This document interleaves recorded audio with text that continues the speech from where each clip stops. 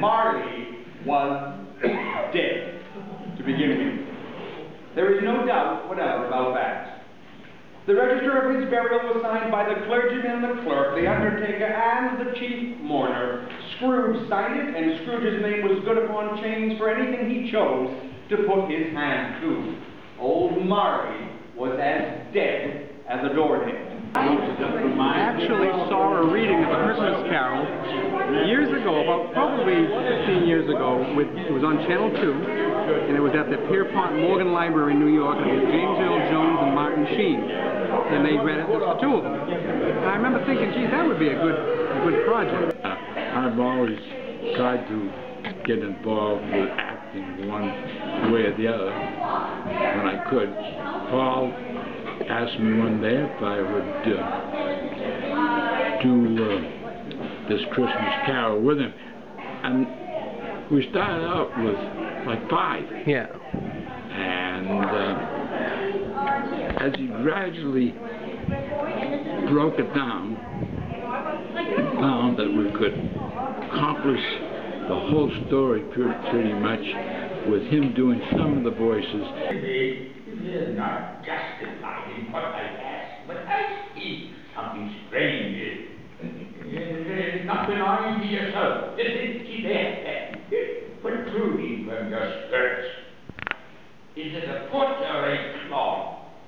From the foldings of its robe it brought out 2 children, wretched, abject, frightful, hideous, and miserable. They knelt down at its feet and clung upon the outside of its garments.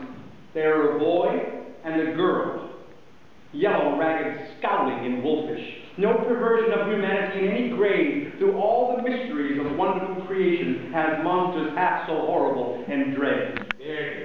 Are they yours? They are man's, and they cling to me, appealing from their fathers. The boy is ignorance, the girl is want. Beware them both in all their degree, but most of all, beware this boy, for on his brow I see that written which is doom. I actually borrowed somebody's laptop computer, because I didn't even have a computer at the time. This is, not everybody had one 15 years ago. And I worked on it on Microsoft Word. I just kind of taught myself the program, and I worked on it. But it was tough, because there were so many things I want to include, and I can't. Like there's a whole scene where he goes, where they go to sell the bedclothes to the old Joe, the 2 women. I just can't. It's just, there's too many voices involved. It doesn't work, because there's just 2 of us. And you got to keep it down to an hour, because, I mean, obviously people like the story, but I think if you push more than an hour, it tends to get too long for people. It's a school boy. I'm Virginia. As a drunken man. Oh, a Merry Christmas. Merry Christmas, Merry Christmas. A Merry Christmas to everybody. Oh, a Happy New Year to all the world. I don't know what day of the month it is. I don't know. How long have I been among this business? I don't know anything. I'm quite a baby.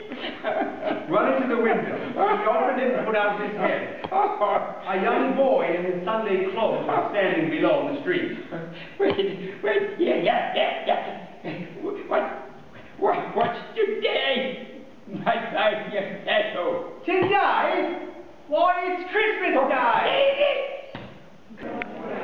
Well, I think really at the end, when he does wake up and finds that he hasn't passed on and that he's still got a long future in front of him. And